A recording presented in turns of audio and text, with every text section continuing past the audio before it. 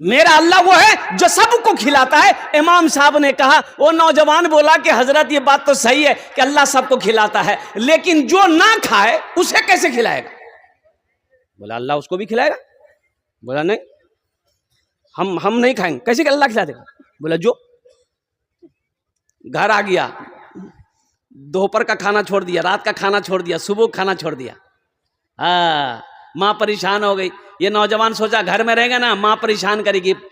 कुछ दूर पे जंगल था, जंगल चला गया। बोला जंगले में रहेंगे, देखे अल्लाह हमको कैसे खिलाता।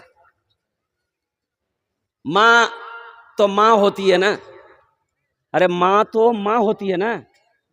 माँ परेशान हो गई, बेटा जंगल चला गया। माँ बेहतरीन पुलाव बनाई, गोश्त बनाई, अब बना के एक थाल में सजा कर जंगल लेकर चली गई। और लड़का सोया हुआ था, माँ उठाई, मेरे लखते जिगर, मेरे कलेजे का टुकड़ा, बेटा कितना कमजोर हो गया, कल से खाना छोड़ दिया, बेटा जिद छोड़ खाना खा ले।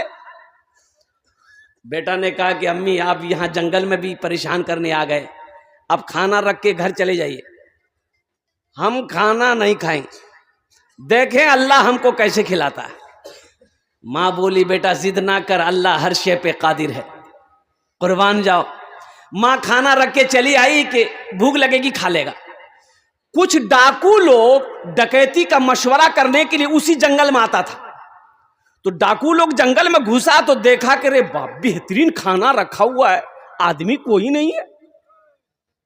एक डाकू खाना खाना चाहा तो डाकू के सरदार ने कहा कि ना ना, इस खाने में हाथ मत लगाना, हो ना हो इस खाने में कोई जहर मिलाया है हम लोगों को मारने के लिए, ढूंढो जंगल में कोई ना कोई होगा।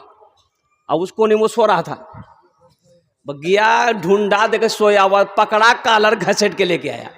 तो डाकू का सरदार बोला ये खाना किसने रखा है? बोला मेरी माँ रखी है। तो खाया काहे नहीं तुम?